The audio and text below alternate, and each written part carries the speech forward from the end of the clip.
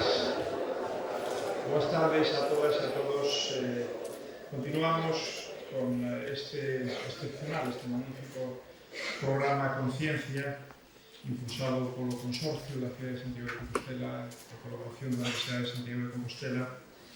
En esta ocasión temos o placer, a honra de traer ao marco deste programa a un excepcional investigador, ao profesor Ernst, Premio Nobel no ano 1991, que está aquí con nós e que vai impartir unha lección para todos os que estamos aquí presentes. Quero, ademais, ainda que supoño que, se non todos, e a mensa maioría, son de sobra conocidos, eu creo que todos nesta casa, os que me acompañan nesta mesa, en todo caso, permítame que os saúde e que os presente. Ademais do profesor Ernst, está con nós Ramón Leis Fidalgo, o profesor Ramón Leis, que é director xeral de calidade do Sistema Universitario de Galicia, o noso decano desta facultade de Químicas, don Xosé Manuel Villanueva Prieto, xerente do Consorcio e impulsor desta importante idea, desta importante iniciativa, o profesor Javier Sardina, que é padriño, ademais, desta presentación, desta charla, introductor, que o será o profesor Ernst, o comisario deste programa ConCiencia, o dinamizador, o armadanzas, dito vulgarmente no mellor sentido da palabra, que é o noso profesor tamén, Jorge Mira. Bueno, quero ante todo disculpar ao alcalde, vai estar con nós, un problema de última hora lle vai impedir estar neste momento, pero tamén desde o Concello de Santiago, na persoa do seu alcalde, pois este programa foi vendo forma, foi sendo impulsado e hoxe é unha realidade pois, que permite algo tan excepcional como encher non só as cadeiras deste precioso auditorio, senón incluso as escaleiras, os laterais, en fin, deses momentos onde un se sinte especialmente orgulloso de ser o reitor da Universidade de Santiago de Compostela. Quero trasladarlles, ou trasladar xa a palabra ao xerente do Consorcio, o señor Villanueva, para que se dirixa a todos. Gracias, señor rector. Eu vou ser moi breve, simplemente para explicar sucintamente por que o Consorcio está desenvolvendo en cooperación con a Universidade este proxecto. O Consorcio é un organismo que xa está constituído desde o ano 1992, ten unha trayectoria longa, é un organismo no cal se dá a cooperación entre os tres niveis administrativos máis importantes do país, o Estado, a Comunidade Autónoma e o Concello de Santiago. As súas finalidades, basicamente, son a protección do patrimonio, pero tamén o desenvolvemento de iniciativas culturais que vinculen ou potencien a relevancia que Santiago ten como destino tanto cultural como espiritual e tamén turístico. E, bueno, nos pareceu, no período no que agora se retoma o impulso da acción do Consorcio, que evidentemente hai un sesgo que todos padecemos, que vos padecedes especialmente, porque cando se fala de cultura dá a sensación de que a ciencia é algo que non ten nada que ver coa cultura, o que son dous conceptos que entre sí non teñen unha conexión directa, cando evidentemente todos somos conscientes de que iso non é así. Entón, nos parecía importante que precisamente dentro do marco do que é o desenvolvemento da acción cultural do Consorcio se integre como elemento natural o que é a incorporación do elemento científico tan presente na universidade. En este sentido, esta é a filosofía que o programa quere levar adiante e que confiamos en que se desenvolva no futuro. Dentro deste concepto, precisamente, a presencia do profesor Ernst é especialmente significativo porque, como saben, agora nos vai falar das cuestións da responsabilidade do científico no mundo contemporáneo, pero que resulta que pola tarde o que nos vai falar é de arte tibetano. Eu creo que ele pode ser unha boa expresión persoal precisamente desta unificación do que é o elemento científico e o elemento cultural, que son, como creo que decía de unha maneira moi interesante hoxe nunha entrevista na prensa, son as dúas pernas coas que hai que desenvolver o progreso da civilización no futuro. Entón, desexo que sexa esta iniciativa interesante, que se consolide esta cooperación entre a Universidade e o Consorcio nesta dirección. Moitas gracias.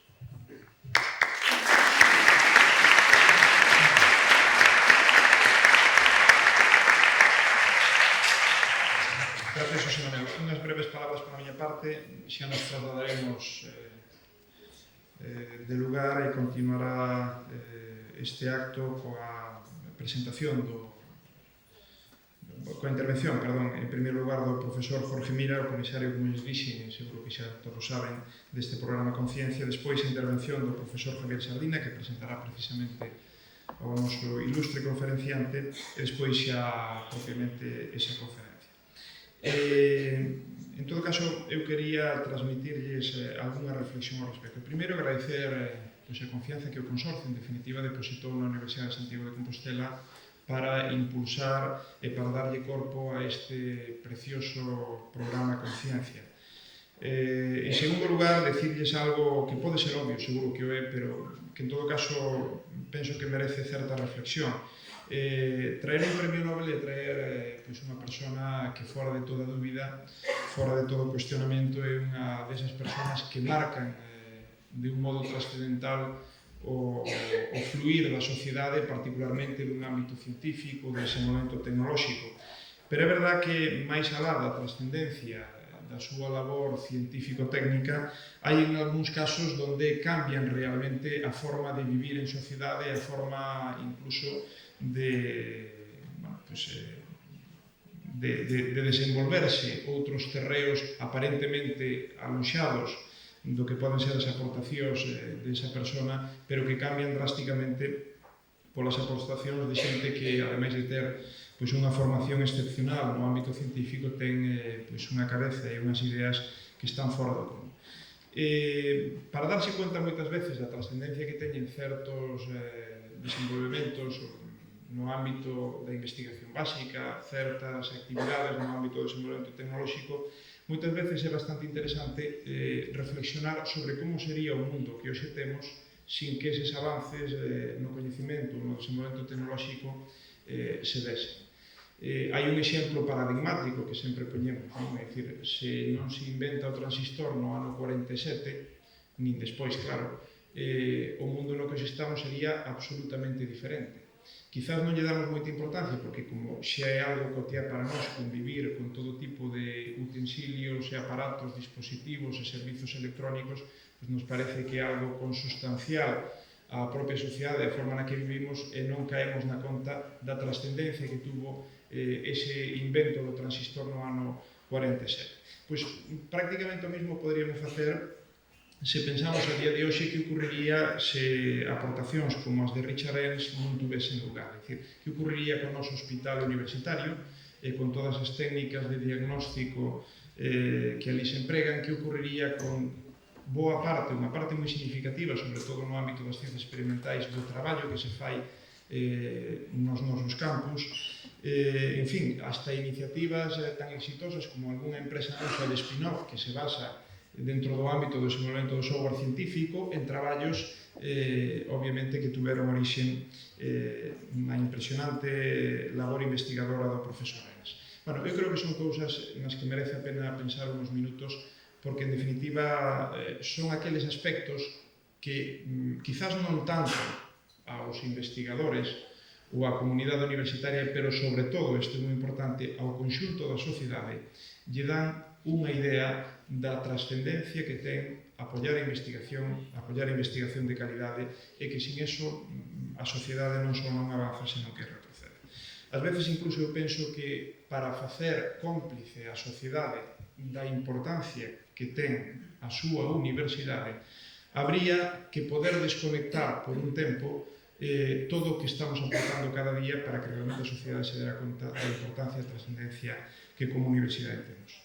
Pola miña parte, nada máis, agradecerlle ao profesor Ernst que este aquí con nós. Nos consta que para este tipo de persoas moi especialmente un esforzo grande vir aquí, pero tamén nos enorgullece, porque en definitiva aquí unha cidade como a Santiago de Compostela, unha universidade como a de Santiago de Compostela, sexan atractores tan importantes de xente que marcou e sigue marcando a pauta no mundo no ámbito de investigación e desenvolvemento, pois é algo que eu creo que nos debe de satisfacer absolutamente a todos e todas.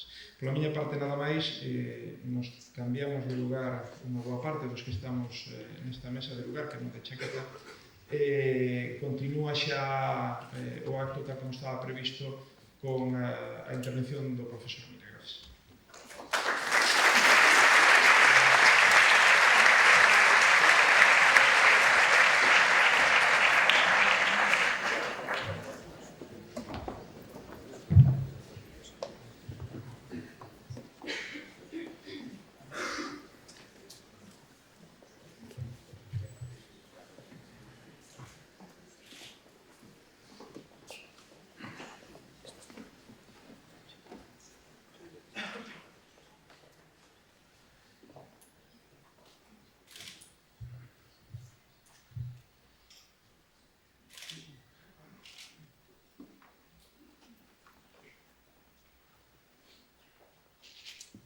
excelentísimo reitor magnífico da USC, ilustrísimo señor director xeral de calidade do Sistema Universitario de Galicia, señor xerente do Consorcio de Santiago de Compostela, señor decano da Facultade de Química,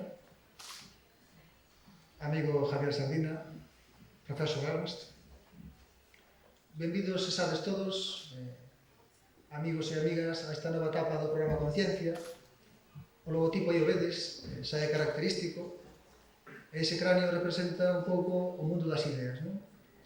Como me dicía este día o profesor Ernst, a ciencia sin conciencia é unha perversión da alma. Creo que ele é un bo exemplo do que di esa frase. As directrices para escoller os persoeiros baseábanse a marxe da súa evidente excelencia en o feito de cubrir o maior número posible de eidos de coñecemento e tamén o de buscar unha certa representatividade da USC. O exemplo de Richard Robert Ernst é un exemplo excelente desa representatividade, porque tedes que saber que a USC é unha universidade punteira no que concerne a grupos de resonancia magnética nuclear. Son grupos dun altísimo nivel científico, publican ao máximo nivel e incluso teñen certas iniciativas empresariais que se están a impoñer neste mundo tan competitivo high-tech. Para introducir a todos estes persoeiros sempre se confía nun padriño. Neste caso o padriño tamén estaba moi claro, era o profesor Javier Sardina. Ele é un dos grandes motores da investigación na resonancia magnética nuclear nesta universidade. Agora adícase á xestión, ademais con bastante esforzo, porque eu chamo como 7 veces ao día e só o pillo unha vez, entón isto demostra que o home traballa bastante. Certamente, el sabe perfectamente que a NMR é un exemplo de coñecemento trasvasado á sociedade. E digo polo seguinte, a NMR é unha ferramenta moi poderosa na química, posiblemente sexa a ferramenta máis poderosa de caracterización no mundo da química, pero ten unha aplicación que superou ese ámbito académico. É iso que vedes na imaxe, un aparatiño como unha especie de tubo no que algún de vos o mellor estivo dentro alguna vez, espero que sexan poucas veces, pero o que nos leva é a ver esa imaxe que tedes á dereita. Non é a imagen de Homer Simpson, que todo o mundo coñece, co cerebro pequeno, sino que nos mostra un home transparente. Esa transparencia que vedes aí do cerebro humano era ciencia ficción hai tan só 10-15 anos. Pois ben, que saibades que iso é posible grazas ao traballo de Richard Robert Ernst. Pero non só iso, este home é o humanista perfecto. A parte desa vea científica excepcional, é un gran experto en arte tibetana, é un melómano, ele tocou o violonchelo, ele compoñía, é dicir, é un home que ten todas as patas cobertas do que sería o home ideal, non? Por lo menos no concepto que se tiña no renacemento dele. E aproveito a ocasión para lembrarvos que hoxe, ás 8 da tarde, na Fundación Granel, que está na Praza do Toural, esa praza que está na entrada da zona bella, supoño que todo o mundo xa sabe onde está, vai dar unha conferencia sobre arte tibetana e a relación entre a arte e a ciencia. Veredes como vos encanta porque el de feito propuso, espontaneamente dar esa conferencia fora do programa e nós encantados de Recibiu. Aproveito tamén a circunstancia para comunicarvos que o próximo acto deste programa ConCiencia terá lugar os días 9 e 10 de novembro e o invitado será o profesor Michael Aquillat. Ele é matemático, como sabedes, non hai Premio Nobel de Matemáticas, o recoñecemento máis importante no mundo da matemática é a chamada medalla Fields. Este home ten un traballo moi importante, sigue aínda na brecha, porque fai traballos de máximo nivel. E xa sabedes, o 9 e o 10 de novembro. Voulle pasar agora mesmo a palabra a Javier Sardina para que faga unha pequena semblanza do noso invitado de hoxe, pero non quería rematar sen agradecer prezadísimo profesor Esteves Cabanas, decano da Facultade de Química. Quero che dar as grazas sinceramente porque és o anfitrión ideal, todo foron facilidades, organizar contigo é un gusto vamos, se algún día teño que facer algún tipo de acto, eu teño que invitarte a miña boda, se me caso, porque eres un amigo impresionante. Esa se ve que todo está perfecto, non hai ningún fallo, así que, decano, e todo o equipo, Pepe, a xente de secretaría, foi todo facilidades organizar aquí na Facultade de Química. Deixo vos agora como profesor Javier Sardina. Gracias.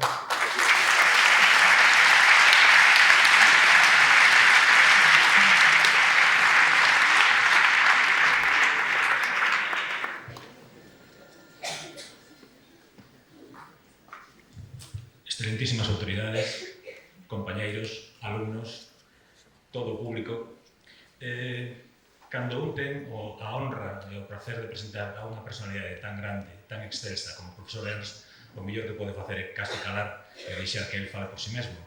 Pero de todas maneiras vou a dedicar uns breves minutos a semblar un pouco a súa figura e a súa trayectoria profesional e humana.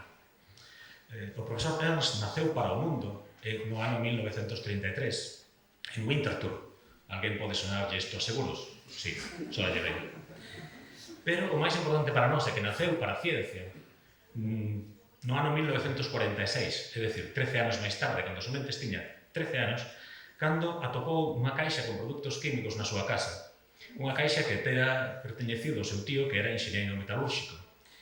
Evidentemente, se menciono eso, é porque esta caixa ten bastante importancia nesta historia, porque a partir de aí empezou a facer experimentos con estes produtos que atopara, con 4 notables, moi notables resultados. O primeiro, unhas cantas explosións na súa causa. O segundo, uns cantos olores que poden calificarse como extremadamente desagradables, sendo moi suaves. O terceiro, uns pais naturalmente moi preocupados pola saúde mental do seu fillo. E o cuarto, e evidentemente o máis importante para nós, unha paixón pola química e un desexo de ler todo o que existese sobre a química e que pudera caer nas súas mans. En ese momento naceu a vocación como científico e como químico de Richard Ernst. Esa vocación o levou a estudiar química despois de rematar os seus estudios no instituto.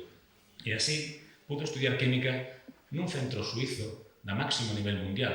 Sempre é moi bo ter un centro de máximo nivel mundial moi perto da casa. Facilita moitas cousas. E así, el estudiou química na famosa Escola Técnica Superior de Zurich, que os pedantes chaman ETH, por se acaso os demais chamamos ETH. E aquí quero, para que teñades unha idea de como é o profesor Ernst e como todos nós temos moitísimo en común, inda que el teña un Premio Nobel e nós non, vou a referirvos unhas verbas que el mesmo escribiu respecto á súa experiencia durante a universidade. A cita vai como sigue. Me desilusionei rapidamente sobre o estado da química nos primeiros anos da década dos 50. Os estudiantes tiñamos que memorizar unha morea de datos que incluso os profesores non entendían. Unha boa memoria, non. Unha impecable lógica era o que se demandaba de nós. Algún lle soa coñecido das súas propias experiencias? Ben, despois de rematar a carreira, durante a súa tese de doutoramento no mesmo ETH, comenzou a traballar no que sería a súa liña máis importante de investigación, que sería a que ao cabo lle daría o Premio Nobel no ano 1991, é dicir, o estudo da resonancia magnética nuclear. Para aqueles de vós que non sexades alumnos nosos, a resonancia magnética nuclear é unha técnica que simplemente interroga aos núcleos que hai en todas as moléculas que compoñen toda a materia, viva ou non viva, para preguntarlles quenes son os seus veciños. A partir desa pregunta, un químico, un médico é capaz de saber como é a estrutura dunha molécula, como se move, como interacciona con outras, ou como unha enfermedade pode evolucionar para poder tratala e conducir unha curación. Eso, preguntándolle ao máis íntimo que temos nós, no noso corpo, o máis íntimo que hai no mundo, que é o núcleo dos propios átomos que compoñen todo o universo. Eso é a resonancia magnética nuclear. Evidentemente, a pregunta ten que ser moi intelixente para que os núcleos, que son moi caladiños, respondan algo. De todas maneiras, o traballo que desenvolveu foi tanto teórico, é dicir, nos fundamentos da técnica, como experimental. E, de feito, inda que ele é químico, tivo que facer aparellos electrónicos para tratar de que os equipos respostasen como el desexaba. Isto simplemente valga como recordatorio de que os químicos, os científicos en xeral, somos traballadores manuais, non somente meros intelectuais que nos dedicamos a falar todo o día, inda que a veces parece que é así. De todos os xeitos, ele non quedou moi satisfeito da experiencia da súa tese doctoral e decidiu abandonar a universidade despois de conquerila no ano 1962 e decidiu abandonar a universidade para non voltar nunca, palabras textuais na conferencia ou no coloquio que sostuvo onte con certos investigadores do campo de RMN aquí en Santiago. Non quería voltar á universidade, non pensaba que realmente fose o millor marco para desenvolver a súa carreira. E así decidiu pasar á industria e empezou a traballar na industria no ano 1962 en California. E a súa experiencia durou 6 anos nunha empresa que fabricaba espectrómetros de RMN. 6 anos extraordinariamente interesantes e extraordinariamente importantes, porque son os que van dende o ano 1962 a 1968, e para aqueles que teñades un pouco de historia recente na cabeza, son os primeiros anos da Guerra de Vietnam. A empresa está situada no norte de California, con Ronald Reagan como gobernador de California e coa plena explosión das liortas estudiantís no norte de California como protesta da intervención na Guerra de Vietnam por parte do exército dos Estados Unidos. Isto é historia que se pode palpar nos documentais e la viviu en vivo e en directo. De todos os xeitos, a súa experiencia na industria chegou ao fin no ano 1968 e no seu longo viaxe de volta dende California ata Suiza deu unha pequena escapada polo Nepal e de aí xurdiu o seu amor intenso polo arte tibetano, de forma que, cando deixou a industria antes de voltar á universidade, evidentemente a súa predicción de non voltar nunca á universidade non se cumpriu. Isto veña a decir tamén que incluso os premios Nobel se equivocan nas súas prediccións, especialmente se se trata da súa carreira. Pois en ese medio de cambiar dunha vida a outra atopou un dos seus grandes amores, que é precisamente do que nos vai a falar hoxe pola noite ás 8 da tarde. Xusto á volta, cando voltou de California de novo ao ETH, foi cando empezou a traballar moito máis arreo no campo da RMN, desenvolvendo todas as ferramentas polas que a Academia Sueca de Ciencias concedeulle o Premio Nobel no ano 1991. Esas ferramentas que permitiron non somente aos químicos poder estudiar como son as moléculas que nos interesan, como se moven e como interaccionan, senón aos médicos estudiar como son os problemas que temos, como son os tumores que crecen en nós, esperemos que non en moitos de nós, evidentemente, e como se poden desenvolver terapias para facilitar a curación da xente. A partir de aí, debo decir tamén, ou falar tamén da outra gran pasión deste home excepcional, que é o recoñecemento de que os científicos somos extraordinariamente responsables frente á sociedade que nos financia e que nos pon na nosa porta o millor que ten, que son os seus mozos para que os formemos. Entón, deixadme simplemente darvos o título de dúas publicacións moi recentes do profesor Ernst para que vexades que non somente esa ciencia debe rematar nos muros dos laboratorios que nos conteñen, sino que debe salir moito máis alá. Estes títulos son a responsabilidade dos científicos no noso tempo e as obrigas da universidade coa sociedade. Isto sirve simplemente para ilustrar que é moito máis que un científico, incluso é moito máis que un humanista, é un home preocupado polas desigualdades sociais, non somente dentro da súa sociedade, sino nas de todo o mundo, e polo papel que os científicos debemos desenvolver para eliminar o máis pronto posible e de xeito completo estas desigualdades. Para min é un placer, é unha honra inmensa ter aquí o profesor Ernst e que o meu amigo Jorge me deixara facer esta presentación. De feito, desas 7 chamadas que me fai ao día, 6 eran para tentar conquerir algunhas das cousas que o profesor Ernst tamén quere facer. Como os científicos da nosa universidade son capaces, primeiro, de servir a outros científicos para que podan facer o seu traballo e, segundo, como a nosa universidade pode devolver todo o que a sociedade lle dá en creación de benestar social, en eliminación de desigualdades. Professor Ernst, please, whenever you're ready.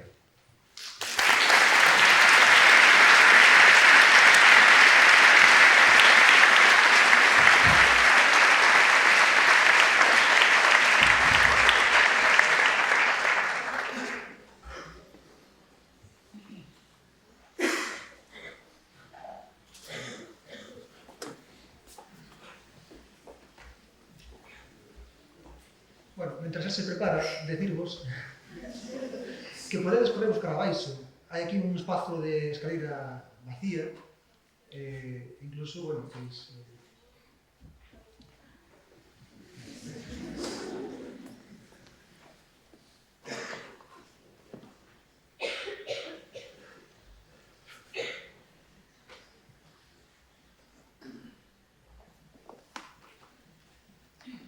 Can somebody turn this on? Yes.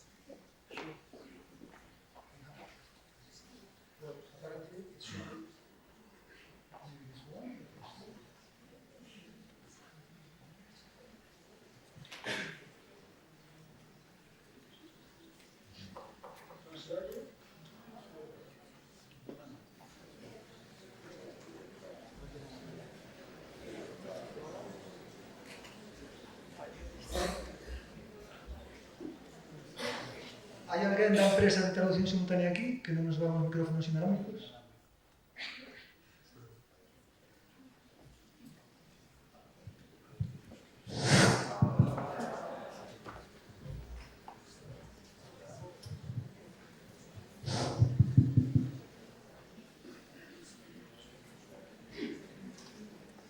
Señoras y señores, qué delicia a presentar una conferencia aquí mismo en Santiago de Compostela, el centro espiritual del universo.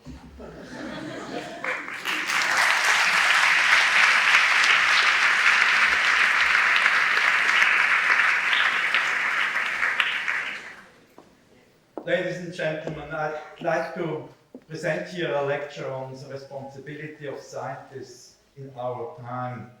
And I mean, the message which I would like to leave is a very simple one, and it's essentially contained in this word, which is the title of this series of lectures, ConCiencia. And I don't have to tell you much more, and the rest are just explanations and illustrations of what is being meant by ConCiencia and responsibility of scientists. You see, this word goes essentially back to François Rabelais, who once said, "Science sans conscience n'est que ruine de l'âme," in French, or in English, "Science without conscience ruins the soul." And here he comes personally to bring you this message, which is the essence, so to say, of my lecture. Now, I mean, here in Santiago de Compostela, we have the feeling that the world is in proper order. Everything is oriented properly. We have here these beautiful sites within the cathedral. It's really a marvelous place here, but that's not what the world is. If we open the doors, if we go outside, that's what we experience. Catastrophes, wars, environmental damage, selfishness and greed, corruption, crime and poverty. That's what characterizes our time today if we go out into the world. And that's what we have to face. And I mean, if we wouldn't have our belief in the benevolence of human beings, we would despair and we wouldn't look forward for a positive future. Now, my life was actually a very happy one. That's the house in which I was born. You have heard everything about this already before in this lengthy introduction. And I mean, I was growing up during the Second World War in this beautiful house here. And I mean, Switzerland lived in peace at that time, but still, I mean, we felt the consequences of the war. This is what, when we looked out from our house, there were 4 parallel railroad tracks passing in front of our house. And here passed military hospital trains, and we saw also surrounded soldiers in here.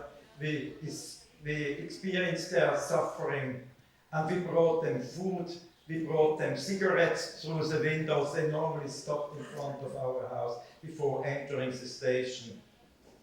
So that left a great impression on me. But, I mean, you know, everybody is a researcher. Also this small one here looking for the street. And so I was a researcher myself, being a little boy. And again, our house, I climbed on the roof of our building, of our house, and I watched the airplanes. The airplanes here. These are American airplanes going to bomb Germany, and it was very interesting to watch them being halfway safe. But at the same time, I also went into the attic, and you heard the story before. And in the attic, I discovered chemistry. And chemistry was in that box here, which was the remainders of an uncle who died in 1923. And I took this box down into the cellar, and I started to do experiments, and I survived, and the house survived. So I started to read books on chemistry from our house library and try to learn everything I could on chemistry. And I learned that without chemistry, there is no living. And without chemical industry, there is no art living. So chemistry is important. And for that reason, I started to study chemistry. And I went to Professor Günther, and he inspired me. Inspired me not only with Campari, also with good ideas. And I asked him, what shall I do? And he said, NMR. I didn't know what that means, so he explained to me that it has something to do with the molecules, and the molecules consist of atoms. These are the atoms, and the atoms, they contain a nucleus in the center. And this nucleus, let's make it larger. This nucleus contains a magnetic moment. It's the south pole and the north pole, and when one applies a magnetic field, it starts to recess about the magnetic field with a frequency which is given by the local field strength. So the stronger the fields, the more rapid this precession is, and one can, in essence, measure magnetic fields within molecules. And if there are different chemical environments, for example, in the alcohol molecules, the methyl groups, the methylene group, or the OH group, one gets different resonance frequencies. Then we get the spectrum, which is characteristic for the molecule. And he told me that this is interesting, and that started my career in NMR.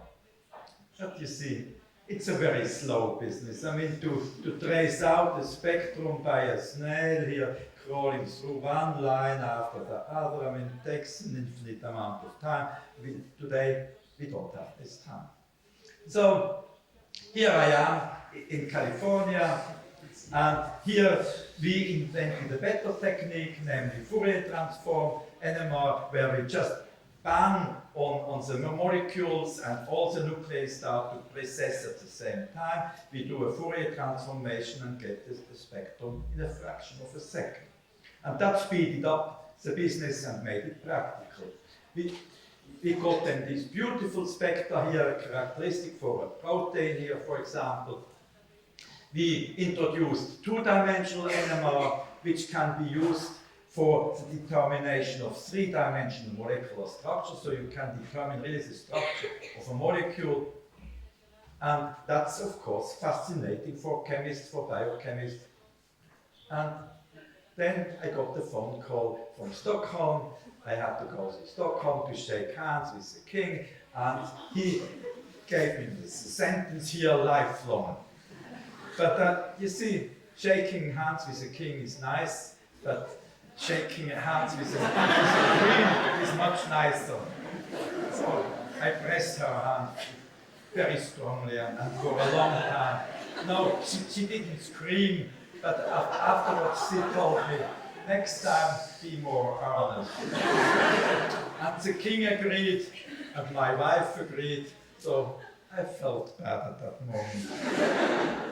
Anyway, it's a beautiful tool to explore physics, chemistry, biology, and medicine, this nuclear magnetic resonance ladder by which you can climb up the tree and down again. Especially the medical applications, you heard about that before, are quite fascinating and can do biological NMR, material science, and medical NMR. And yeah, I mean, let's assume you have a boyfriend and you don't know whether you would want to go out with him or even marry him. So put him better first into a magnet and see whether he has a strong spine, whether there is something in his head, whether he has soft knees. So you can find out everything. It's a very marvelous tool. Many people were astonished that there is even something in my head. That's mine. This is fortunately not mine, where there is a brain tumor here which one can visualize very beautifully by magnetic resonance. It's really very important for medical doctors to get this kind of insights today. That's an important slide for you. For those who are drinking too much alcohol, especially if they are females. You see, that's a normal female brain, that's a normal male brain, and if a female is drinking too much alcohol, that's what happens. Brain shrinking. You lose your memory, your brain, and the males, it's a little bit less dangerous. Whenever you get a bottle of wine, give it to your friend to drink and you preserve your brain for better purposes. Anyway, that's the message which I would like to leave. The small glass and the big glass. Keep that in mind. So, truly research is for mankind. It's very useful to do research. You can find out whatever you want. It's important for survival. But it has also been mentioned that in the introduction that when you have a goal in mind, a professional goal, and you are walking on your professional leg towards this goal, it's so difficult to stand on a single leg. You need more. You need passions in addition to give your walking some stability. And I mean, then finally, due to the interaction between two different fields, then creativity starts to occur. It's mostly through analogies when creativity comes alive. Now, you remember this slide with the railroad tracks, and that leads to my first passion.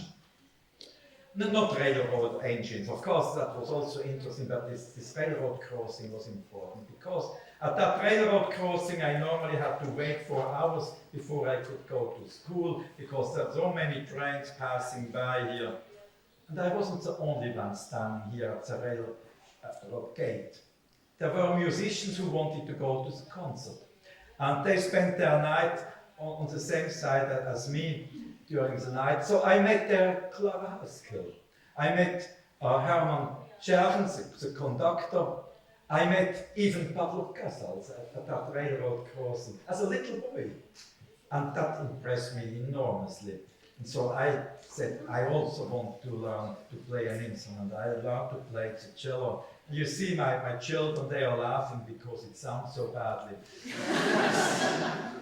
But anyway, that was my passion. And I'm enormously proud of this page from a Swiss journal, Schweizer Familie.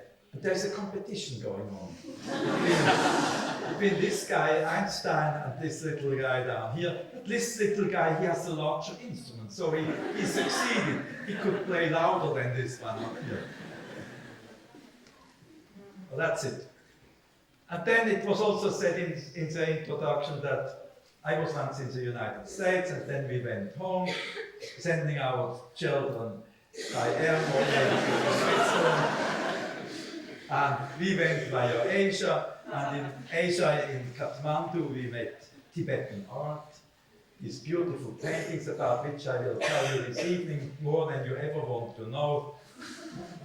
And I mean, they are really beautiful, and I just want to flash here through some paintings, this manuscript page. I mean, beautiful things to enjoy life, and they are now in my home in Winterthur.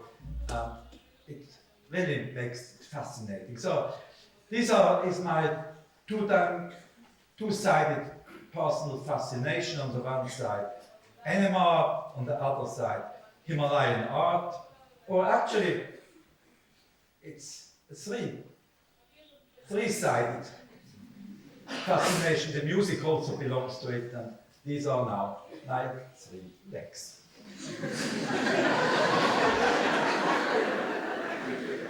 Anyway, now I'm a bit tired. That's me on the back side.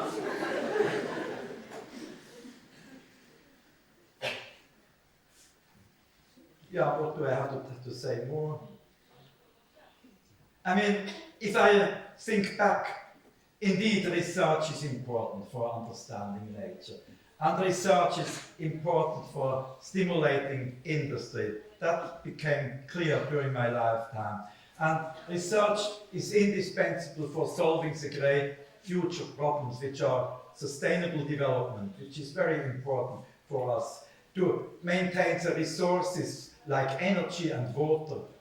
Also health is also such a resource which we have to maintain by proper science.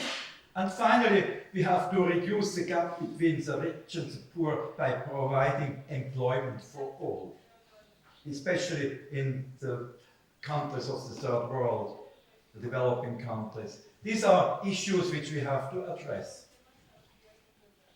But you see, in essence, there is a split world. I mean, we, the scientists, we are looking through our microscope. It's so fascinating what we see. In the microscopic domain, the molecules which interact, it's really fascinating. And science makes fun. And often we forget the remainder here outside, the world which is suffering. I showed you this slide at the beginning with all the catastrophes going on. And I think sometimes we should open the windows in our universities and to look outside. That's a typical scientist, that's me, sitting down in the deep shaft and working on the foundations of science. And very often we scientists, we are not so much interested in what is going on up here, but we are just interested in our research results. And the clouds which appear here, we often don't notice. And if we would come out from our shaft, that's what we would experience. A world where there is an unlimited faith in technology. I mean, when you have sufficient money, you can solve all the problems by technology. Technology solves everything. And we have an unlimited faith in free market economy. If the freer the market, the more money we can make. And that's the final goal we have. And the claim for unlimited personal freedom, we don't need a state. State is superfluous, and all these taxes, I mean, we should try to reduce the taxes as much as we can, so that we can spend it for our own pleasures. But at the same time, obviously, the gap between the rich and the poor is increasing. With ethics, this has nothing to do whatsoever. But anyway, finally, after all, we are not responsible for what is going on. We have one superpower in our world, and the superpower tells us exactly what we have to do. And we are very obedient. And in all fields of human activity, competition has become much more important than cooperation, also in science. And that's an article out of Nature, November 2005, speaking about the fighting stags at academic institutions pushing for power. These two professors here, tales of brilliant scientists and their heroic discoveries can overshadow the true nature of scientific communities, which often are dominated by battles for power and success. In science and everywhere else, we have to run every day faster than before in order to be ahead of the competitor. We have to produce more research results in lesser time, so that more consumer products can be produced by industry, so that we can consume more, that we can produce more garbage. And in the evening we ask, but what's the purpose of all this nonsense? And nobody is asking, if you are running faster, are we also running in the proper direction? So here an example. November 20, 2003 in Seoul. This is the science minister of Korea, Minister Ho Kong Park. These are 1, 2, 3, 4, 5, 6 Nobel laureates. And this Minister of Science asked these people, what does Korea have to do to gain Nobel Prizes? And we told them to support properly the research, leave them the freedom to do and promote honesty and so on, take foreigners into the country and so on. And he said, thank you. Next day, we went to the president of Korea, President Roh, his charming wife, and he asked us questions what they have to do to get more Nobel Prizes in Korea, and we gave them the same answers. And you know what happened in the meantime. You know, therapeutic cloning, you see Mr. and Mrs. Roh here together with Professor Wang, and he explains here everything what he's doing. And this human cloning in Seoul turned out to be a huge fake. And he's tumbling away, disappearing, Mr. Nobody. And it's a shame on science, but it's also a shame on our competitive society. Because whenever one puts on too much pressure on scientists for a glamorous result, that leads to sloppiness and perhaps even to fraud. And that's what happened here. So, I mean, we have this whole spectrum of values, the cultural values, ethical values, down to monetary dominance, to racism and violence, and we have today a darkening of the upper half and a loss of values.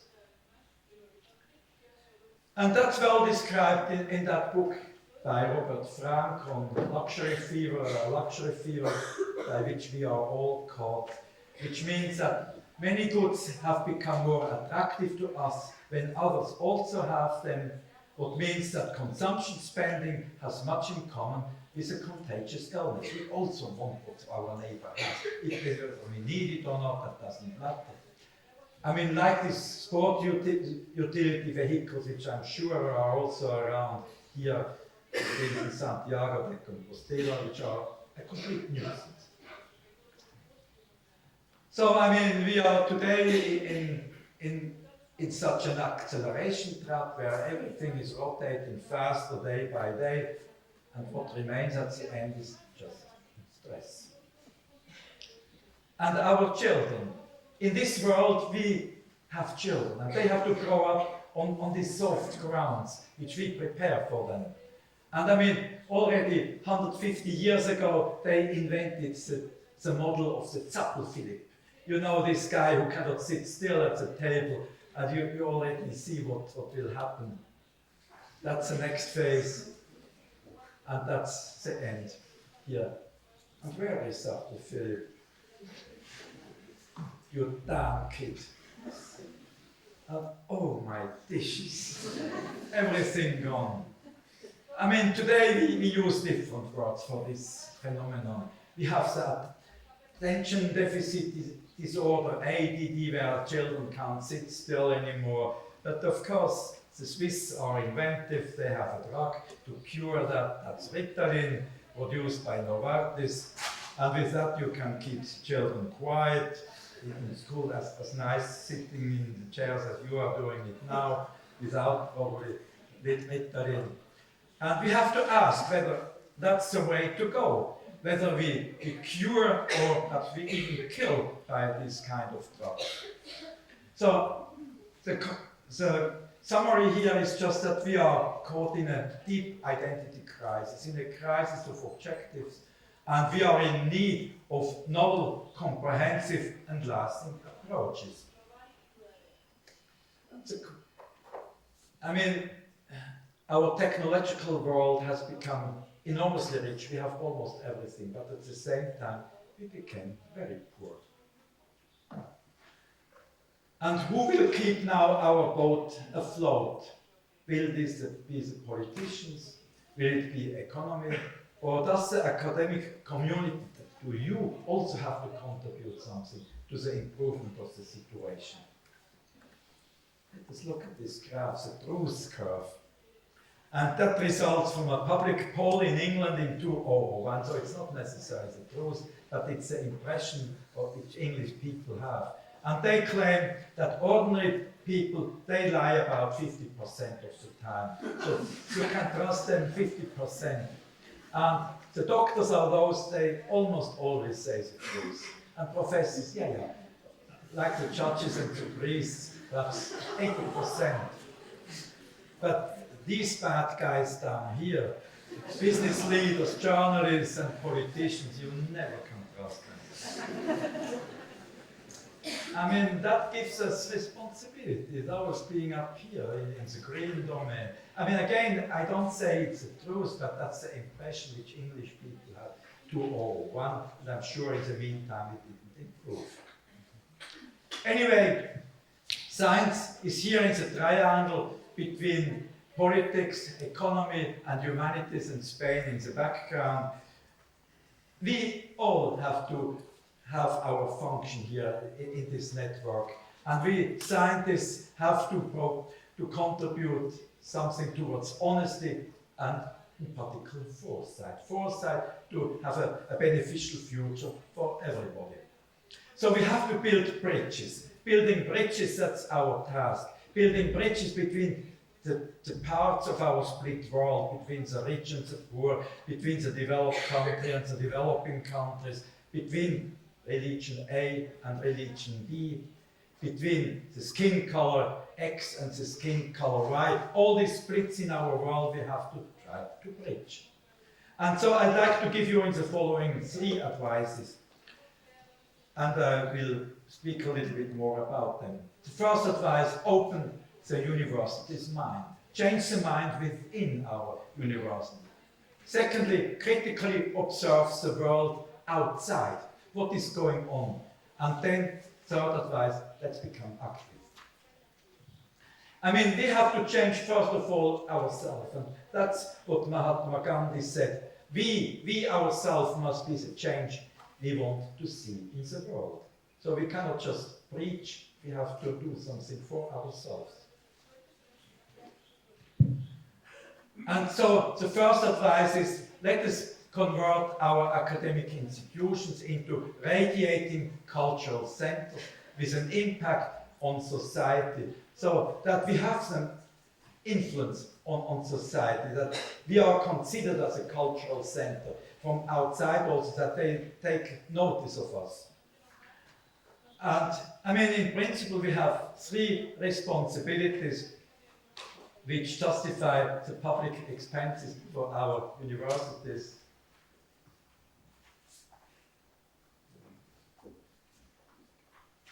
Now they are quiet outside.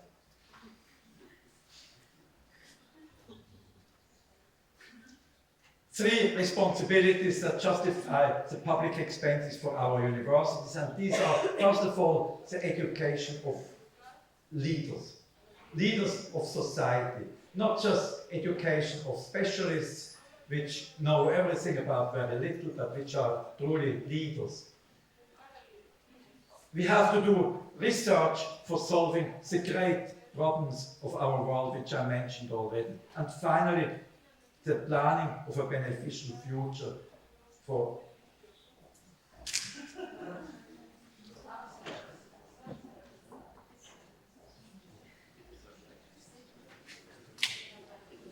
just disturbing when they talk all the time outside.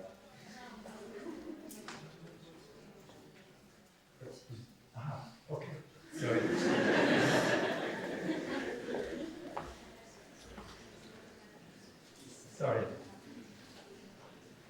So I mean, what we need first of all are teachers with vision and with global responsibility. I mean, that's the appointment process at the university where we have to appoint teachers who are not just specialists, but which have this broad vision. Otherwise, they can't transmit that to the students either. And I mean, the societal context has to be mentioned from time to time in lectures. It doesn't take much time, but has to have the feeling that the teacher is aware of the relevance and of the responsibility. We need discussion groups where we discuss these interdisciplinary aspects from time to time, and have retreats and seminars where these societal questions are being discussed with students, with members of the faculties. And so we should again start to dream, have visions, and let us invent an ideal world, and then we should try to implement it. Of course, it will be a goal which we might never reach, but still we should have an ideal world in front of our eyes. And I think what is very important at universities, and something which we can't expect from politicians nor from business people, they need to always say what we think. To be open-minded, and I mean, we might say from time to time something which isn't completely correct. We can correct afterwards what we have said before, but it's important to have frank personal opinions, and this is much more important than to avoid making mistakes. And that's what has the former German president Roman Herzog also expressed in these words. Without critical opposition, without the engagement of relentless thinkers, a society will degenerate. We need embarrassment and disagreement. We need impertinence and questions of independent brains. So that's us. We have to express ourselves in a frank way. And what we have to provide to our students are certainly skills, certainly knowledge, but also understanding, which might even lead to wisdom, and ethics and responsibility also belong to it. Let me skip this.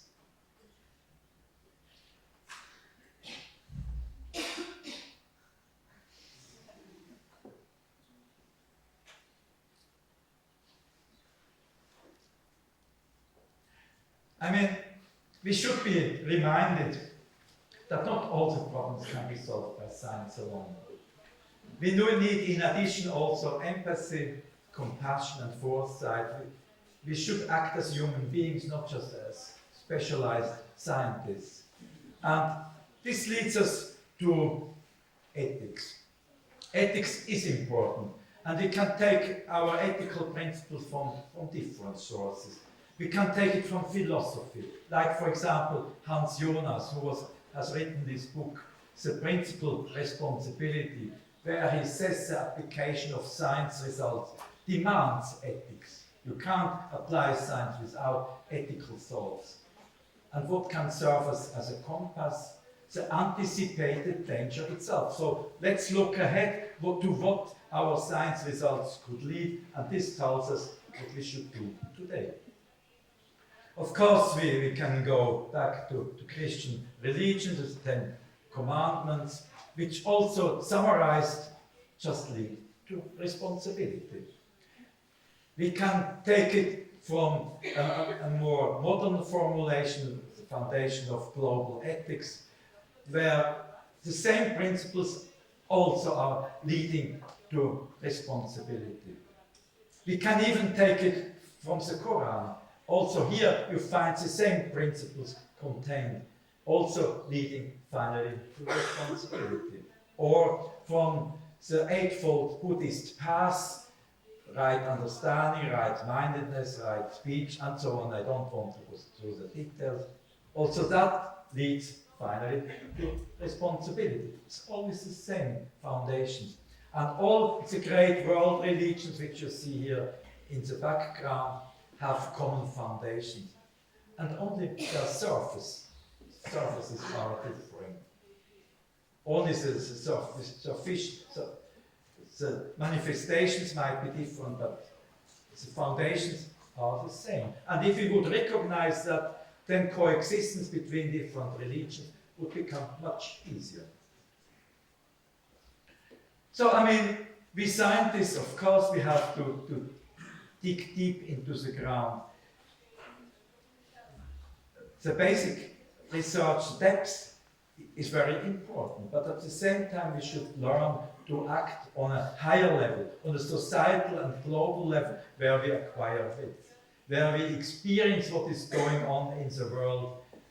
These are two activities which not always fit together, but they might cross-fertilize each other. And I mean, we have this split also between culture on one side and science and technology on the other. And you feel it here particularly well in Santiago de Compostela. You see part of it in the background here. And very often the world of science and technology is overriding culture and heritage. That's old-fashioned, and that is modern, and that is more fashionable. But what we need, in essence, is a combined world. A world with a red heart, a cultural heart in the center, and a dynamic outskirt, which is expanding, but which is in harmony together. And that's a necessity for a beneficial future for everybody. And I mean, that's also a necessity for Santiago, with the two pillars here, culture and science and progress on the right-hand side. You know that maintaining cultural diversity is as important as maintaining biodiversity, because very often intelligent people who are deprived of their roots, who lose their cultural roots, they might become terrorists. And that's exactly what is happening today in our world. So I was so glad that a UNESCO convention was passed last year in October 2005 on the protection and promotion of the diversity of cultural expressions. I think that's a very important issue. And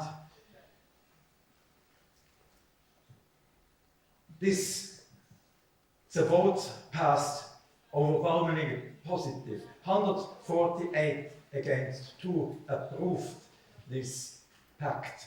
The only question is, who are these 2? Here they are. And I mean, it's very hard to find good reasons for explaining that. This can only be extreme selfishness and short-sightedness which leads to a vote like that. Okay, we are already very far in observing what is going on outside of our university, so we are coming now really to the outside world. Let's look outside of our universities and try to observe and understand what is going on in our world.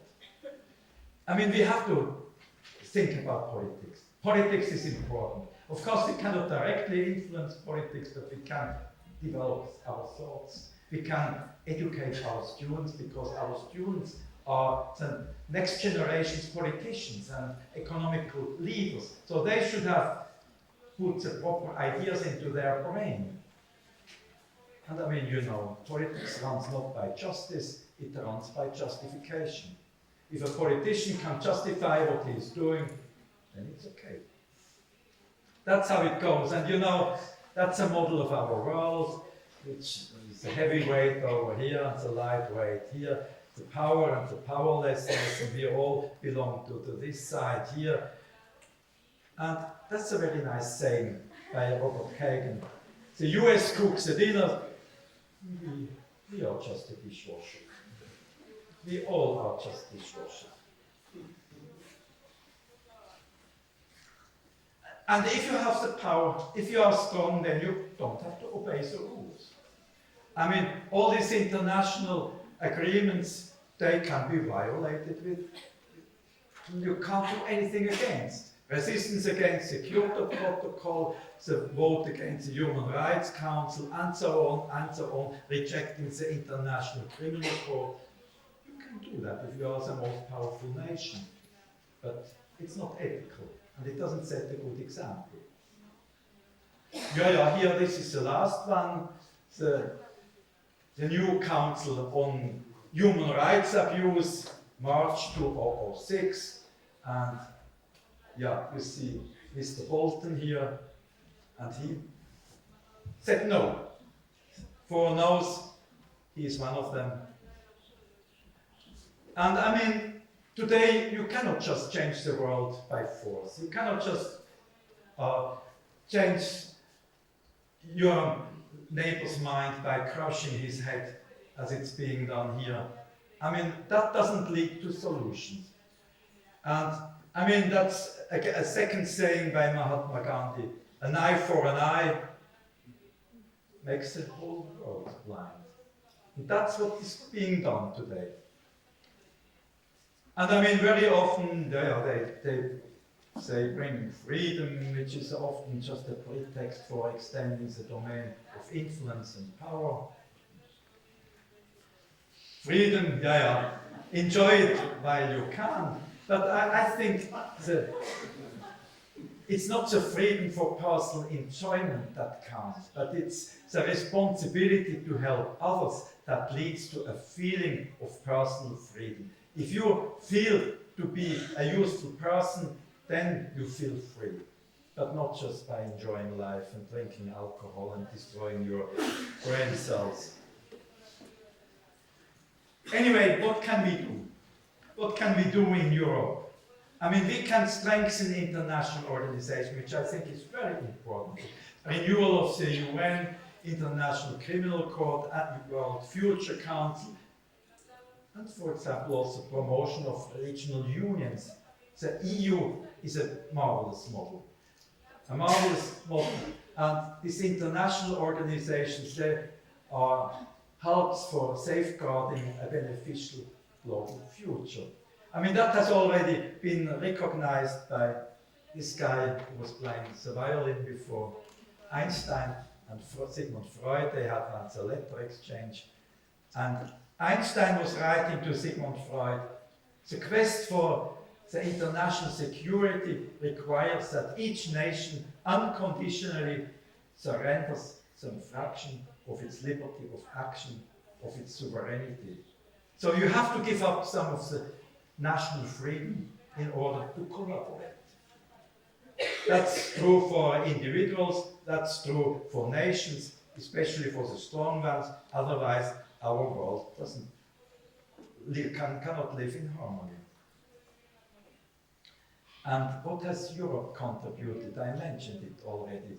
I mean, the idea of unification, I mean, that's really a glimpse of hope in a dark world. This unification here of all these countries, a few more are coming soon, except there's one black sheep here, the center of Europe. And I'm very sorry that I'm standing in front of you as one of these black sheep.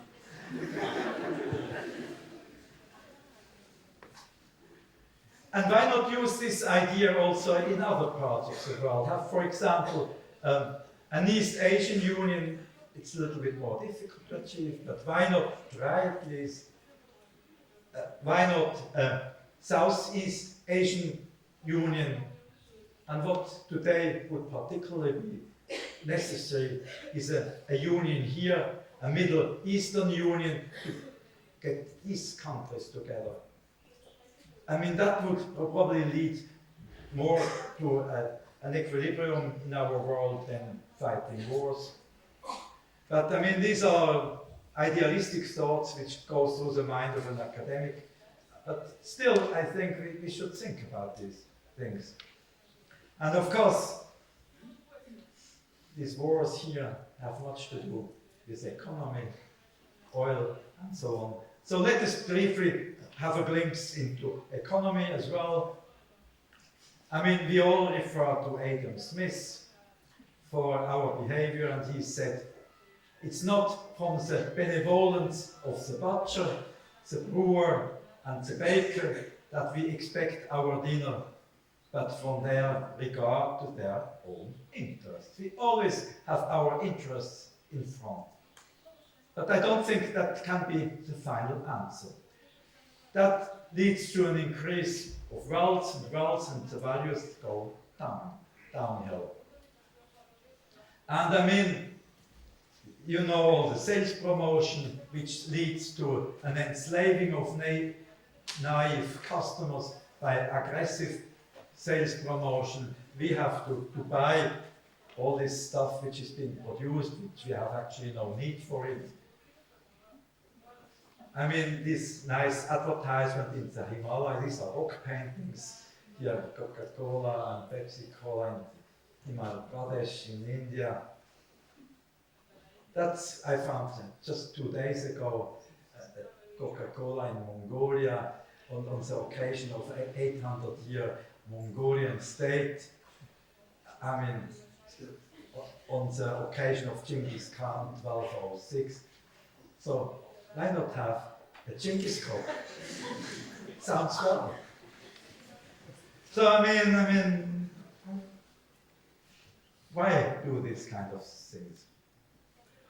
So I mean, today we have been degraded to consumers in order to keep the industry going and producing all this trash which you might see in the background. Yeah. Money. And money-mindedness corrupts. You know the definition of an exponential function. You see it here, namely the ratio of the CEO's salaries to the average US workers, which is still going up and up and up and up and seems to have no ending. Of course, I mean, the money is available, money is not the real problem, but these excessive salaries contradict democratic fairness and lead to mistrust. And finally, perhaps also to social unrest. It's just not fair to have a situation like that. So, I mean, I have once proposed that one should give the CEOs not cash nor stock options, but just bonus certificates. Bonus certificates which they can spend exclusively for charitable contribution. They can decide whether they want to give it to the Red Cross, to the Blue Cross, or to the Green Cross, or whatever. But that's all which is left as a decision in their hands. And then I'm sure they could sleep better, and we could sleep better as well. Yeah, I mean, Adam Smith's principles, these free market concepts, inherently have a tendency to enrich the rich and to impoverish the poor. I mean, that is hard to avoid. And as long as egoism is the only driving force, where we just do something because of the profit which is coming back to us, we can never get into a beneficial system. So what we, in principle, would need is a system like this, where we ask ourselves, what does society need? And we do it because society needs it, so responsibility is the driving force and not the gain which we personally receive finally. That's just not decent thinking. Of course, it's inherent in our nature, and we have to fight against our own nature, but education, what is education else than to overcome all these natural tendencies, human tendencies, which many of them are not acceptable in society. And this belongs also into the same category. So, what I would like to promote is a conversion of the free market economy into a responsible market economy. What do I mean by that? I mean, that's a model here of the profit-oriented free market, where there is raw materials and labor input, there are products coming out, there is a lot of garbage being produced, damage of the environment, depletion of the resources, and profits driving the whole system is the shareholder value. Why not have a system, a responsible market system, which is driven mostly by foresight, by societal responsibility, by conviction? These are the driving forces. where profit is perhaps a little bit reduced, the shareholder value becomes of less importance, but there is a societal gain directly coming out of it, and perhaps also the garbage, damage and depletion being reduced. That's what I have in my idealistic mind. Of course, it's far from reality, but anyway, let's try to tend towards something like that in the course of the next 10, 20 years or whatever. And I'm so pleased that this year's Nobel Prize for Peace goes to the Grameen Bank. I mean, this Grameen Bank exactly achieves what a responsible market economy claims as a goal, with microcredits and so on. So that's now a positive example how it should go. Also, the social entrepreneurs who are advancing grassroots development projects. Also, this goes into the proper direction. I could say a lot about ecology, which is a real problem today. That's a nice example here. You need to go inside to get some fresh air. The father is coming out and getting the children inside. I mean, that's reality in many of our cities. And we are in the midst of an energy crisis, and it starts to grow and to grow and to grow. And it has much to do with the global warming and the glaciers that melt faster than we ever believed. And still there are people who deny the global warming. It's just a farce, faulty data, and so on. And you know, this Mr. here disappearing in his self-produced smoke. But he is not only destroying his environment, he's destroying our environment. And you know that those who suffer most are not necessarily those who produce most or use most energy. I mean, there are these green countries which don't take too much harm with global warming, and there are the yellow one which have catastrophic effects. And those are these which have nothing contribute, but they suffer. So climate change may widen again the gap between the haves and the have-nots. And Arundhati Roy, Indian activist, she said the American way of life is simply not sustainable because it doesn't acknowledge that there is a world beyond America. I mean, to Europe this applies also to some extent. And I mean, sustainability is at first a proper mindset. So we should take into account the environment in all our decisions. And then, you know, with our present lifestyle, we deplete not only the natural resources, we deplete also goodwill and societal balance. I mean, if somebody is misusing, why shouldn't we do it also? We deplete compassion. Why should we exert compassion if we see all these egoists around? We deplete our culture, and finally, we endanger our own existence. So it goes very deep. So I'm coming now towards the end and to the third advice. Let's become active. We, as academic members, let us try to steer our world by providing advice and education.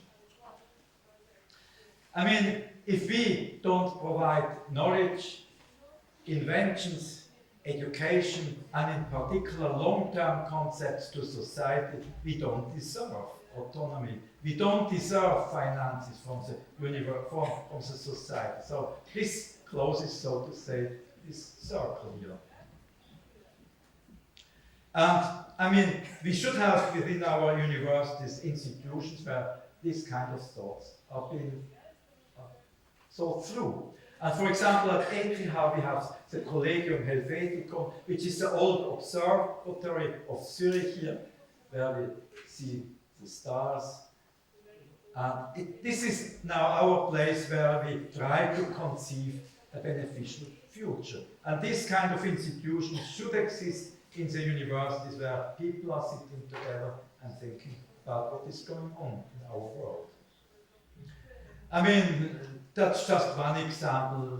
Franz Josef Rademacher, who was proposing the global Marshall Plan. I don't want to go into the details. How one could save our world. And he describes here why such a plan is needed, because today's global situation is scandalous, and so on and so on. I don't want to read you that in all detail, but these are the kind of models which one should conceive. And here I have a simple representation of how I see our function. That's a two-wheeler. And society, these are the passengers here on this vehicle, and the politicians, they keep the society in a good mood, that it doesn't jump off the vehicle.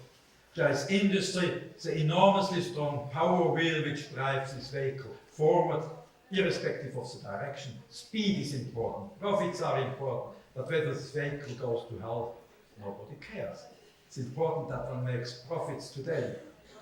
And we need somebody who guides. And I think that's, to some extent at least, our function. That we, our academia, our academic institutions, they provide advice in which direction our vehicle should go. I mean, there are many things where we could contribute. I mean, we have to provide education not only to students, but to society. Lifelong learning is important by courses, lectures, TV broadcasts, internet learning, journals, newspapers, excursions, whatever, in order to give knowledge to people in society. There are many more people in society than within the university, so it's an enormous task which we have at the universities in training other people. I'd just like to talk to you about a specific action which we recently undertook in Zurich. That's ETH in Zurich.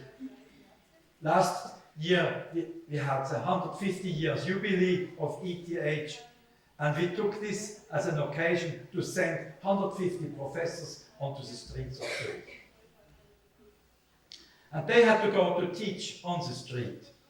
So here ETH, and we sent them down into the lower parts of the city. Here they are coming down, the 150 professors. We have been building small temples for them, and in these temples they were preaching, not only preaching, but also listening to the public. Having a dialogue with the public, and getting some feedback from the public on issues which the public is concerned. That's very important for us.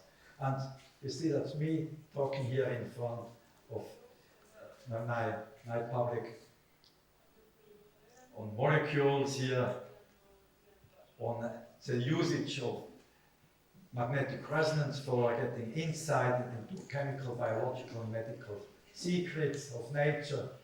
And we gave in 3 weeks 430 lectures, and we always had full houses. And it was fascinating for the audience, it was fascinating also for the teachers. And the teachers liked to do it. And initially they were very skeptical, but at the end they wanted to do more. And they felt that it's a demand for it, and that the response is great. And here, that's the public in one of my lectures, and others were talking on different subjects, on development of the universe, on the importance of plants, on the extreme events, touchdowns, breaking and risk capital going on. So there are many different subjects which have been discussed in these lectures, and we had success. At the same time, we had a world of experience, a park here for getting personal experience with science.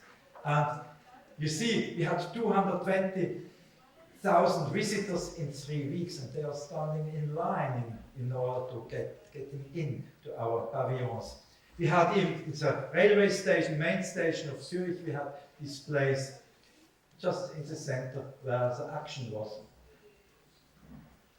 We had experiments for the younger ones, we had experiments for the middle-aged ones, and we have experiments here for grandma. And that's true lifelong learning. So that's how we see that to going out and to teach the public and start early. Children university is important, and it's fascinating to stand in front of 300 children putting up their hands and being excited about science. And if you use the proper words, you really can get through to them. Intercultural dialogue, that's also something. Not only breaking the barriers within our society, but also to other cultures. And I was involved, or I'm still involved personally, in a teaching event in South India, where we teach Buddhist monks Western science. Not in order to convert them, but in order to inform them and in order to bridge the gap between two cultures and to learn ourselves from their spirituality, and we teach them our science. And it's something which is being done in the name of the Dalai Lama, and it was and is still a success. He himself was recently during our festivities last year at ETH, together with the Swiss Science Minister. There is a discussion going on the subject of fear and anxiety from different sides. He's giving his lecture here, he's talking with Dr. Treverman. I mean, when we want to have a beneficial future, we have to suffer today. Like this little guy here. I mean, it doesn't go without pain today. And the final goal, as I said it many times now, is the formation of responsible, innovative leaders with long-term vision, willing to serve society. That should be the main obligation of universities, to provide pathfinders of society. And this is the last slide which I want to show you here. I mean, much is going wrong in our world. Much is not proper. And we might not agree to too much of it. But we cannot blame anybody else. We ourselves, we are jointly responsible for what will come. And we cannot afford to be pessimistic. We must remain optimistic. And that's what Karl Popper said in 1993. Optimism is our duty. And I hope you take it to your own heart, and I thank you for your attention.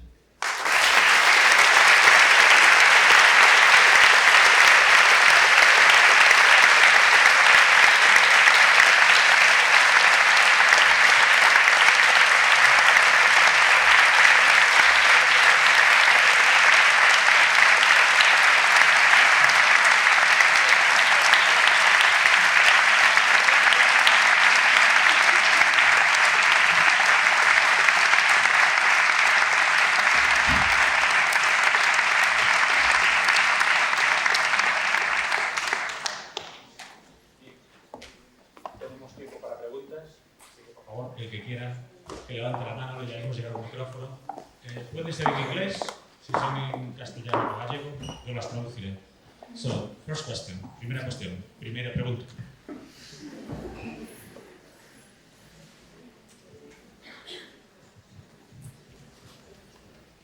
Si non hai preguntas, entendemos que todos vos ides empezar a traballar en isto en un momento que saídes desta sala, así que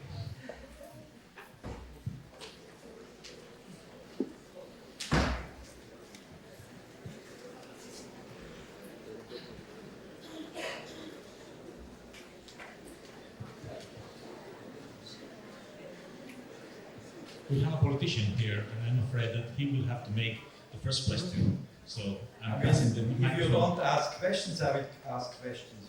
I will ask our Director General of our university system to ask you the first question. It's very difficult to make questions on this. We have a lot to think, because the ideas are very clear, but I think to put it to work on it is not so easy. Exactly. And it's a work of many people. Yeah. And, well, I have not a proper question, but I have a comment. The whole thing seems to fit very well. And I do not understand why it's not working nowadays. why we feel that things are going worse every year at the moment? It's a very general question. But in your speech, I feel that along your life, you feel that the things are going worse in the world every year. So I don't understand if things are so clear as you suppose to us today. We are not being able to solve the problem at the moment. And obviously, in so many years, the people which is badly affected by these disequilibriums in the world is higher and higher and higher every time. It's not a question, but it's a general comment. Yeah, I completely agree, of course, with you. I mean, the message is very, very, very simple. I mean, you can read the Bible, you can read the Quran, everything is already in there. You don't have to say more. And still, our selfishness, our egoism is so dominant today in our world, probably more than 50 years ago. And it becomes worse every year. And that's very deeply rooted in us, of course.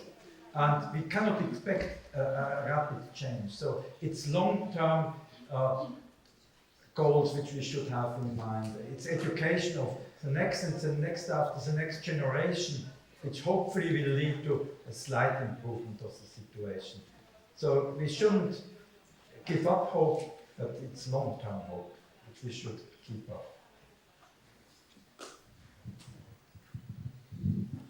You talk about some basic religious concepts. You said that all religions are based on the same ground and they only differ on the surface.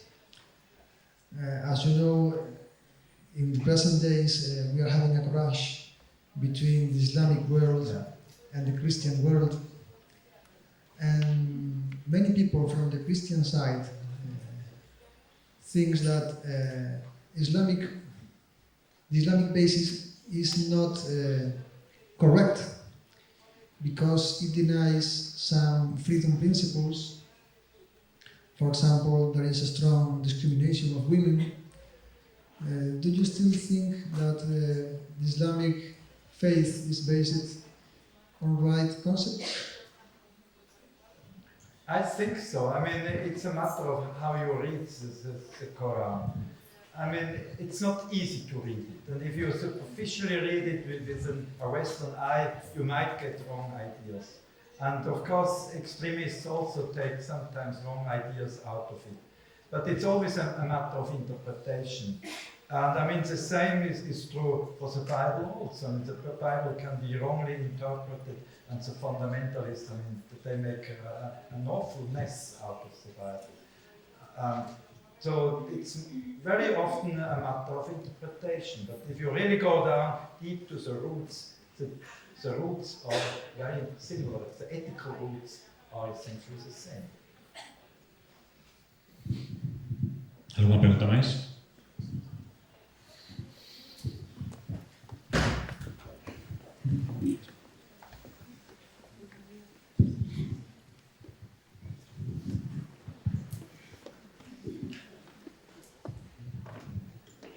Quería preguntar qué es lo que nos queda hacer a los individuos con el concepto de responsabilidad cuando son las transnacionales las que están gobernando el mundo, cuando ya ni siquiera los gobiernos tienen un papel en la decisión, en las decisiones importantes de la vida.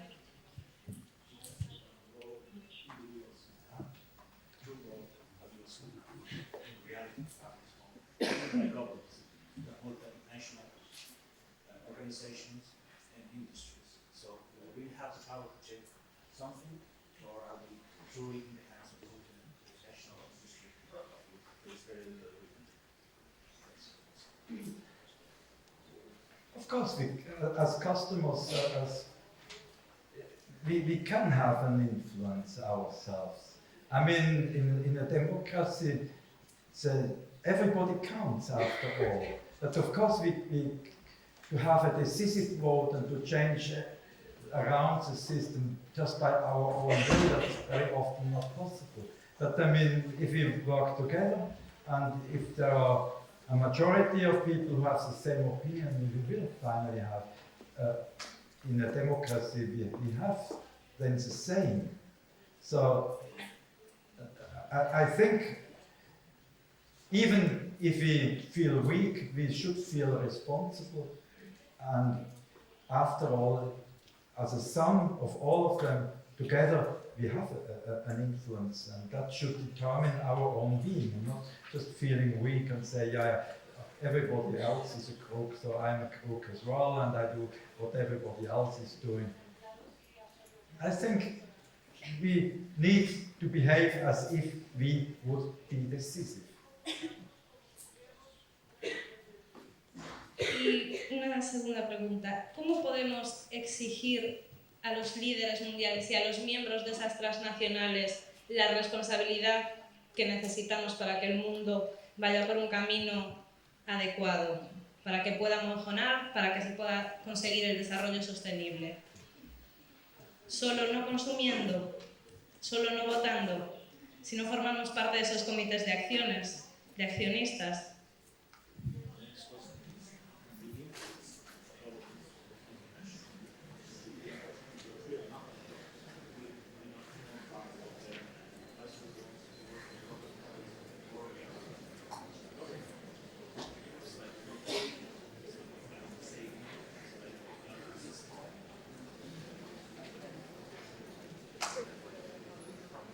I mean, we have our votes, and we can vote in our democratic systems, and we have to use these votes, and we can, of course, express our ideas in terms of letters to newspapers, articles in newspapers, in our schools in particular.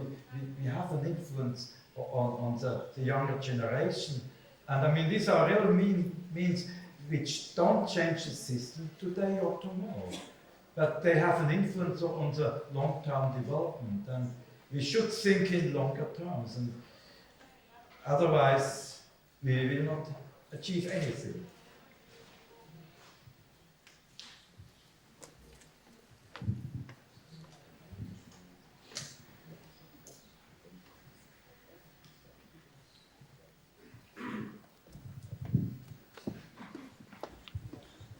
Do you think that it's important, the personal change? I mean, we are talking about responsibility, but it is important also to be realistic. We all want to earn more money, and that's not right. I mean, should we accept to live where? I mean, earn more money or take buses instead of cars, our own car. I mean, collectivity means progress, less contamination.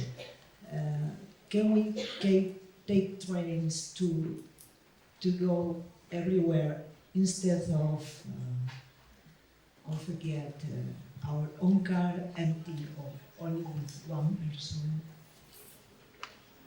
I mean, I don't think that earning more money can be the only driving force in the world. I mean, that leads to a disaster. That's pure egoism. And of course, sometimes one thinks then in many steps ahead and says, yeah, if I'm doing this and that, if I exert charity, then finally it will come back to me. But I don't think that this is the proper way of thinking. I mean, charity is something which you do out of compassion for others. And you feel that they have a need and you do it for them.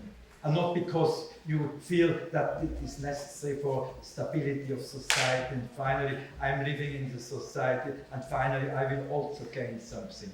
I mean, that's the kind of arguments which we are trying to use today. Always, finally, in the end, it's our profit which we hope to gain over these several steps of action. I don't think that's a proper way of motivation. That's exactly what Adam Smith expressed in his sayings, that the butcher is not doing it for us, that for our survival, but because he wants to earn money. Of course, to a very large extent, that's our basic drive. But we should, with our mental attitudes, we should act against that and have something more idealistic, and idealistic thinking which overcomes this kind of very primitive money-mindedness. I think it's very primitive. It's behaving like animals.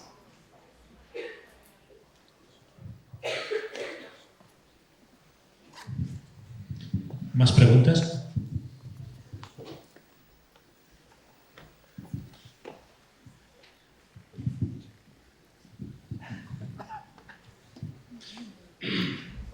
Speaking of animals, I have a question for you. One of the most basic animal instincts, the survival instincts, forces the species to leave their weak members to die and carry on with the stronger generation. Applying this to modern society, the cannibalistic society we live today, which cannibalizes the weak, the most disfavored, to say it some way, in benefit of those who are in a higher station. Do you actually believe that humankind as a species can overcome the most basic survival instinct to become the ideal you are presenting to us now?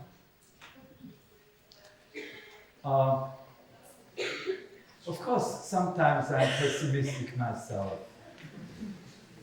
But I mean, we should try. I mean, that's what our obligation is as teachers, and we should try to, what we think improves human beings. And I mean, that's all what education is about. I mean, we start out as little animals and finally become human beings through the education, but also through our experience. And let us try to contribute in a positive way in this direction, even if sometimes we have doubts.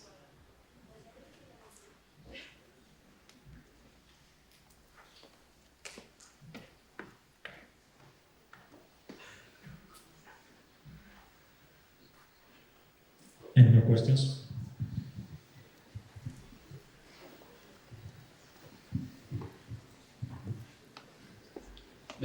Before you have talked about being an optimist, that we have a government and we can vote, but you have also said that the politicians don't tell the truth.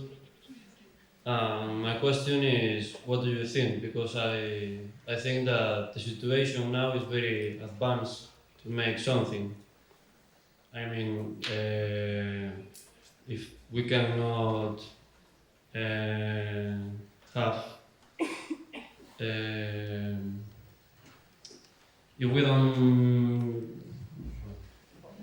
if politicians don't tell the truth, we can make something. I mean, the situation is very advanced to be optimist and to believe in a true democracy between Europe and the United States.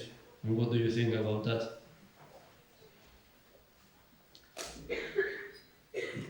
Yeah, I mean, the situation is difficult, but I mean, life is difficult, and there is not always a straight way to go ahead. And there are always different options, and one has to balance between positive and negative effects, between our own drives, our own advantages, which we try to get out of it. So, still, I think we should try to emphasize what we think are positive directions and try to minimize the other ones. But I mean, there is never a clear answer. And we have in each instant to ask ourselves, is it now better to go to the left, better to go to the right, and to make these kinds of decisions, and at the same time keep in mind our responsibility. Keep that always in mind, and then hopefully in the end we come out with a better result than if we just follow our own emotions, our feelings, our money-mindedness or whatever. It's not a good answer which I'm giving to you, but it's difficult to give straight answers in this domain, and I just hope that you feel what is good and what is bad and what could be done in a situation, in your personal situation yourself.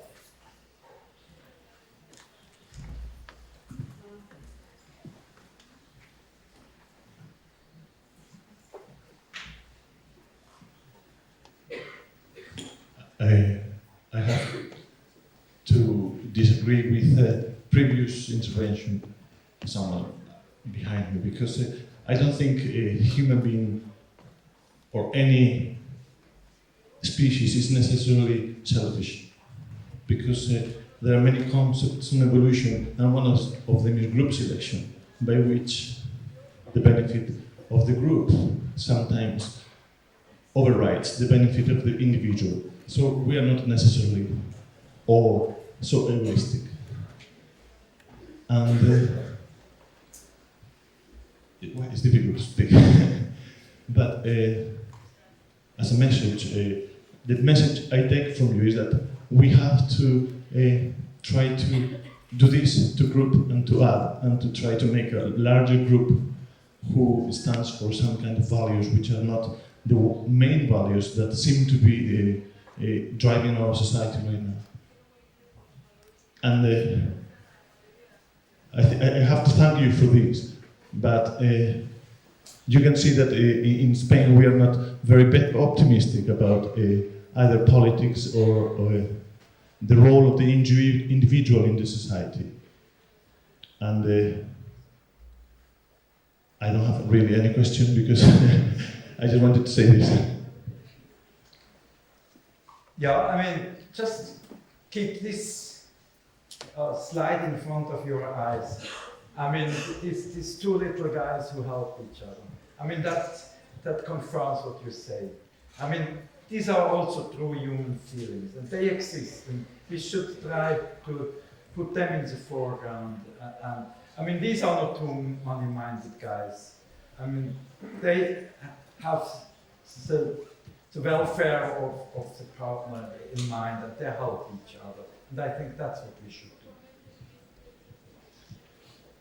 Well, just for one last comment, and I kept it for myself, if you don't mind, I would like to say to you and to all the audience that optimism is not only our duty, it is what we are really, because if we are pessimists, we never get out of bed every morning.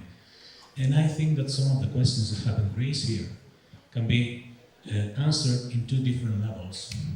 One is global pessimist, that is a local optimist. So we have to keep in mind one answer that has been given many years ago, that we have to think globally but act locally. So let's not worry too much about if we can influence what happens in Washington. Let's influence what happens here in Santiago. In that way, we all can get a better world through what you have shown us today, and we know it's right in our hearts. Y después de esto, me permitís que os recuerde que esta noche el profesor Ernst nos va a dar una nueva conferencia sobre otro faceta más de su personalidad a las 8 en la Fundación Granel. Y por favor, démosle otro aplauso.